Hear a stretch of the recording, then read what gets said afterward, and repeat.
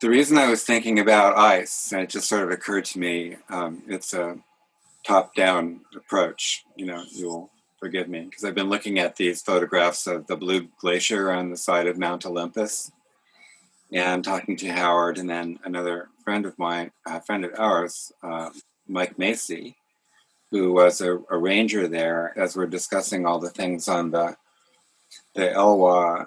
Here is that river fed essentially by glaciers, which are obviously um, in retreat. Yeah. And then we're looking at Alaska with a whole other set of eyes. Yeah.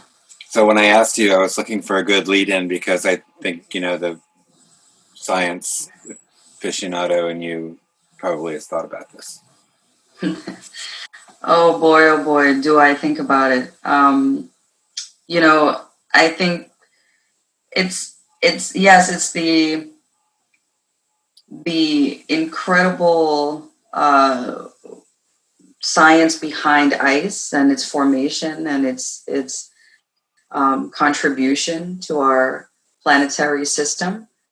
But the underlying piece of that for me, which really fascinates me, is temperature. And temperature is something that really determines what lives and what doesn't live. So where do humans fit in this system now? Like we look at this from afar and say, oh, glaciers are melting, etc., and just trying to keep track of it. But here we are dependent on that as a participating species. Yeah, absolutely. I mean, we're seeing it unfold right before our eyes. It's quite an extraordinary time to be alive and be not just being alive, but the human species in general. The amount of knowledge in the scientific world that's been exposed to us now, that we can look at a phenomena like ice melt and really be able to understand it and what the consequences are, what they will be. So I think, that's why, for me, education is so, it's vital. It's key to us trying to save ourselves. If we don't understand it, we don't study it, we don't recognize the impact that it has on us, on us as a species and our ecosystem, the planetary ecosystem, we really we're left in the dark or left out in the cold. No pun intended there. Well, there used to be a conversation that was framed in light of mitigation or adaptation. So about 5 years ago, there started to be more of a, I don't know, at least a cultural willingness to say things like, "Hey, we're over the line. There's no turning back. We're not going to be able to. We're going to barely be able to maintain habitability. So the challenge is adapting. Whether you live on the seacoast of South Carolina or you live in Quinnipiac or you live on the Marshall Islands or Bangladesh." That's absolutely the name of the game now is adaptation and preparation. Preparing for these major events, these natural occurrences getting more frequent, getting more intense. Whether it's a wildfire, it's a hurricane, it's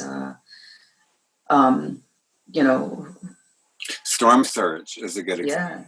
yeah, yeah, absolutely. I mean, these are things that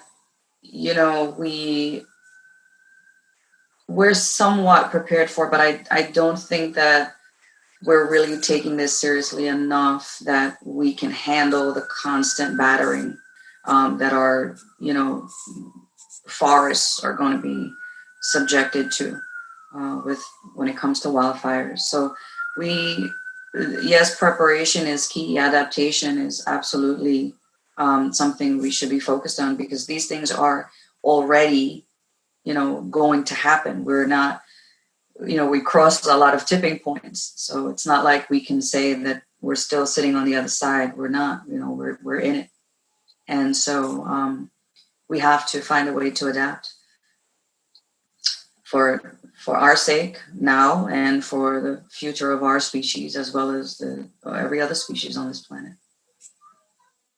And New York, hasn't there been, some flooding or some awareness of, this kind of sea level issue going on in New York? Wall Street? Absolutely. That's so sea level rise is one of those things that we're constantly hearing about in New York. Obviously, we're very much vulnerable to that.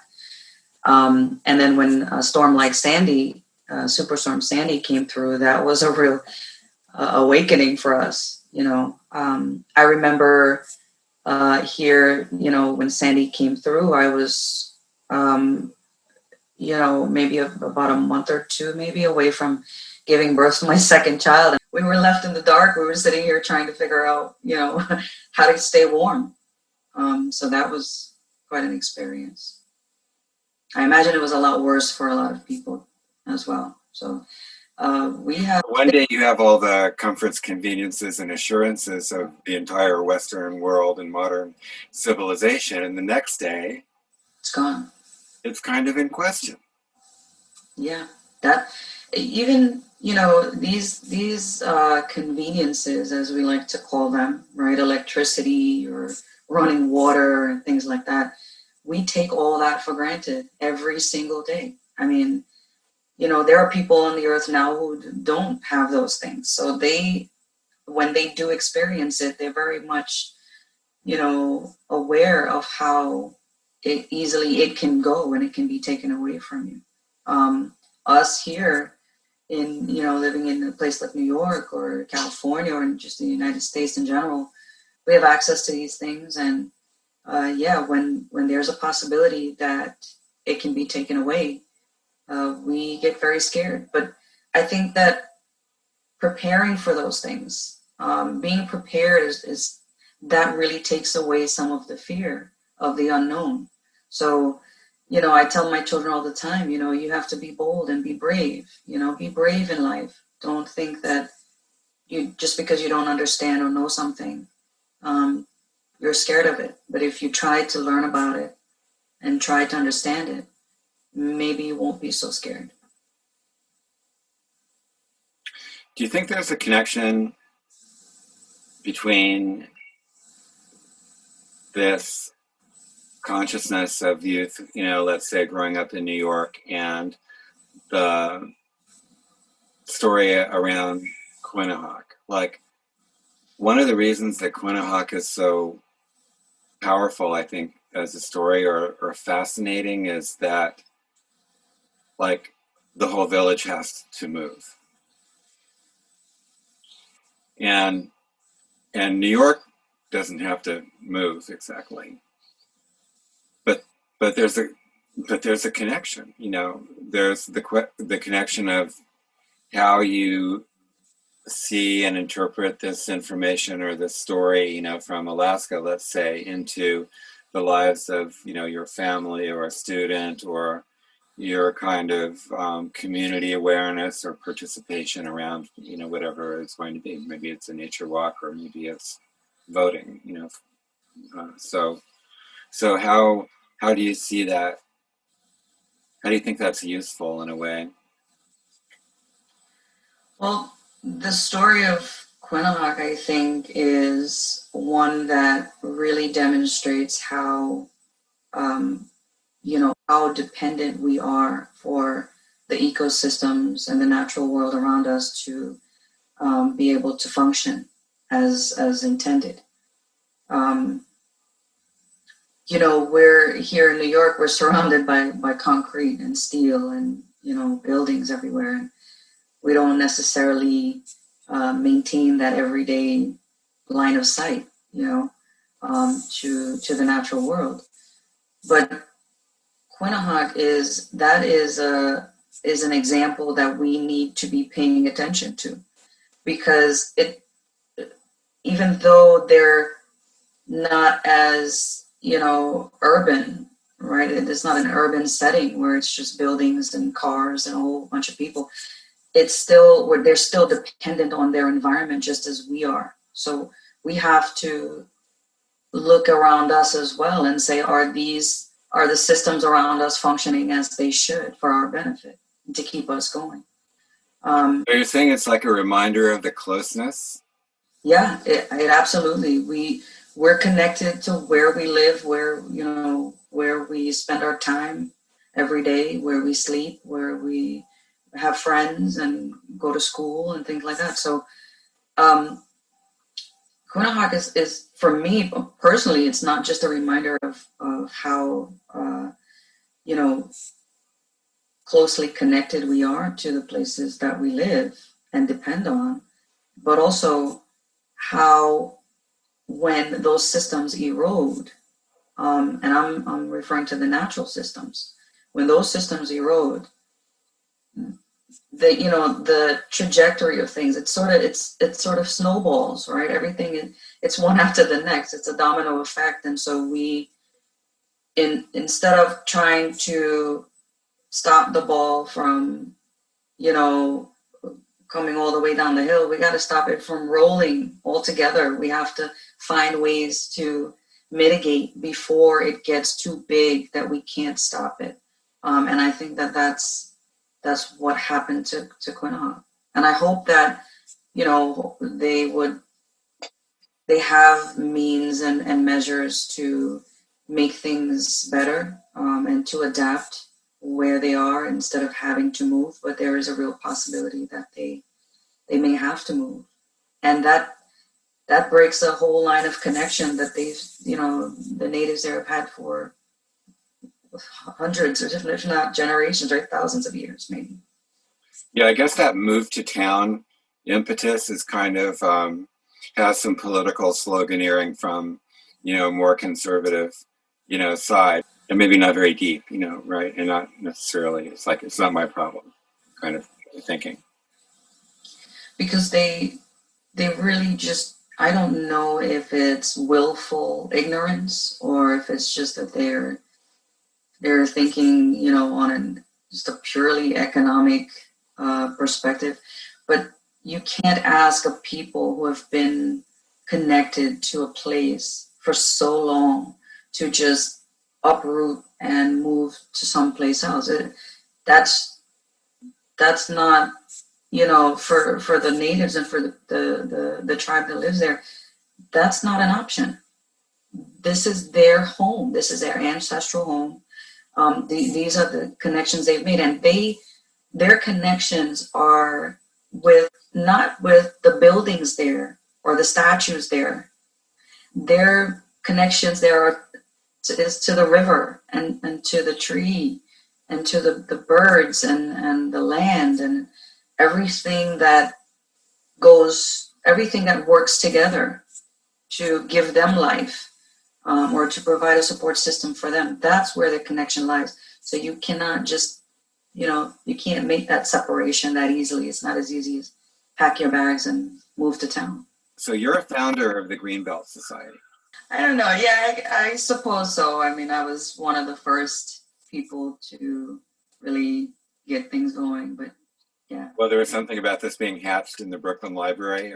Yeah. Okay, so then you had this collaborative idea, and we were both participating in that collaborative idea. And then one of the aspects of the Quinnahock story was that because of the fragility of the people there, that there may be some purpose, or there may be something to do, as a group. Do you have any thoughts on that?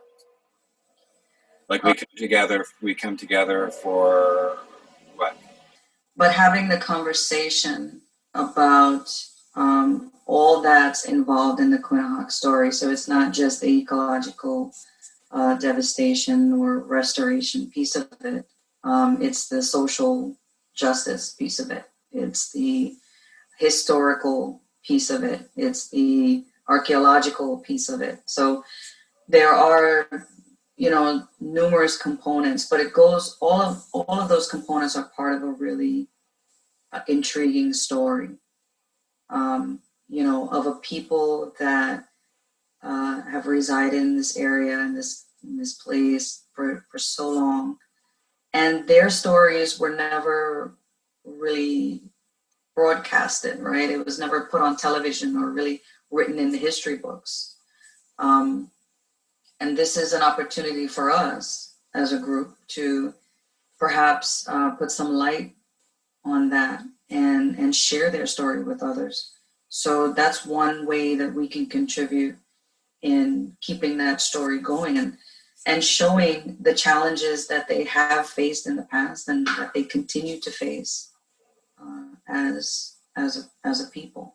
And now even more so, because it's not just humans that are giving them, that are being insensitive to them. It's the land that's changing beneath them. And so they're really just fighting this battle that it's really a battle for survival of their people and their history and their heritage. Well, Warren said that the elders knew where to move the village. So they've probably been thinking about this, whether that has anything to do with whatever federal agencies want a hand in the whole, operation and engineering and, compliance to whatever, who knows. But what you're saying definitely about the importance of environmental justice. So if we've moved the conversation forward into the adaptation thread, let's say, then, you say, well, what are the adaptive modalities? What are the common needs? And you could go down the list and say, like, security, food, employment. So you may be talking about like mobile populations, or partially mobile populations, or more mobile populations. And so this question then of how to make a move, in a multi-constituent environment, where often in the past, like with the Elwha Dam and so forth, whatever move was made at the expense of somebody, downstream, and they were going to go get what they could get. And that's the I think the biggest challenge of all at this point is what's the action plan? How do we take the word adaptation and make it make sense for all the people involved? And that's the challenge. I'm sure they're already now, drafting an action plan as far as, what do we do? Like you just mentioned, places to go, places to move to. You can't please everyone all the time. So it's not going to be a situation where everyone gets their way. And there's always some trade-off. But I think the core of it should be that there is a plan for adaptation. There has to be one. There has to be a strategy. There has to be a plan. And it has to have the right people in the right places to execute that plan. And that should be decided really amongst the people that have the most at stake, which the elders, the tribe, the council, whoever that may be. So who has the plan? I mean, it almost sounded like you were talking about some United Nations agency or some, like there's an organization somewhere, but is there or not? Yeah, I'm sure there are organizations that they can, solicit possibly for resources or other things to help them along the way. But no one would really know about their plight or their story until their story is shown or is put out there for people to see. So I think, and that's one of the things that we can possibly contribute in that way, where we can tell their story. We can, it's society and humans work like it's a web, right? We're all connected in some way to someone somewhere who may have more expertise or better or more knowledge or more resources that we can tap into. So if we continue to tell their story, if we continue to show what their challenges are, what their vulnerabilities are, and you know, participate in any real way that we can, given the situation with you know, the way things are now with the virus. I think in time those things will fall into place. The plan will you know, move forward. But in drafting a plan and trying to figure something out, you know, it's hard to rely on outside sources yet, because we don't really know where we can tap into yet. Mm-hmm. Having some idea, putting some idea together on how they can really preserve their culture, their history, the art, down to the artifacts, right? That's a necessary step, and we can be a part of that, you know, highlighting that, and perhaps, hopefully, they will be connected to others that can share more or be more helpful even. Yeah, so we started with ice, and then we talked about how ice is delicate and so essential to many ecosystems and species. And then we went to how humans are one of those species, and we ourselves are delicate and occupy certain niches that are not, you know, always assured. And now we have this odd coincidence, you know, of the melting of the ice connected to the movement or the removal of people. Yeah. You know, so what an odd circle. It's like you don't get out of that loop. No. You know. Yeah, that's why I think, you know, that's why, again, I always go back to education, in that it helps people make those connections about how ice melt that's happening in Antarctica and in the Arctic is affecting us here, you know, in a mid-latitude area. The tropics, you know, where it's, you know, 80, 90 degrees, and no one's thinking about ice. Well, except in your drink, you know, when you're trying to cool down. But these are connections that are vital to not only the survival of those that are immediately impacted, like people, the Arctic people. Nothing goes away. Everything is here, just circulating around, just like heat. You know, that's what heat does. Mm-hmm. So do you think that's you know, something that the students that you see can take away in any kind of practical way? I mean, what is your vision for those students who come walking practically into your world and into your door and your, you know, your family, friends, and so forth? You know, how does this conversation come up, or what are their needs as far as being able to sort of look at participating in a new thought process? I always say, and I think you've heard me say this before, is, you know, when we stopped looking up at the stars and we started looking down at our cell phones, we really lost our way. Even though, you know, we have GPS now, that's not finding our way. You know, our ancestors and just in the human species in general, you know, for me, it's very curious that when they looked for answers to things, whether that's, you know, that was science related or spiritual, they looked to the stars, they looked to the heavens. It was like looking at a map in the sky to find their way. And, you know, nowadays there's so much knowledge out there. It's just that it really becomes diluted when you have so many people,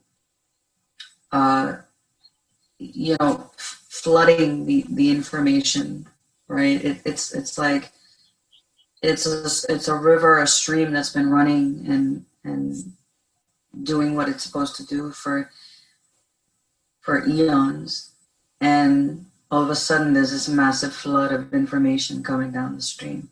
You know, how do we handle that? And I think for me, when it comes to education, the classroom, and just dealing with students in general, and this is something, a philosophy that I carry through with my own children, is you have to, first, you really need to be able to identify the legitimate sources. You can't just accept information from everywhere, from anyone. But also, given that information, you know, you use yourself as a filter, and you filter that, and you try to make sense of it. You ask questions about it. You never just accept anything just for what it is or what someone tells you. You always want to internalize it and make sure it makes sense to you. And if it doesn't, you ask questions. You want to know why is something the way it is? You ask. It's important for students to reconnect to the natural world. We have to reconnect to the stars again. We have to try to find our way, because staring at a cell phone all day or a computer screen all day, being flooded with information, that can quickly get diluted and get lost in the psyche, you know. So I think it's important that we help students make those connections again. And a story like Quinnipiac will absolutely be able to demonstrate very clearly, very effectively, how we as a species depend on the natural ecosystems to function the way we need it to function for our own survival. And hopefully they can make that connection between the land and the people, and understand that it travels and it carries over to all of us, whether you're in a city, suburb, you're in the mountains, you're out, on a small island somewhere in the middle of the ocean. It's all connected.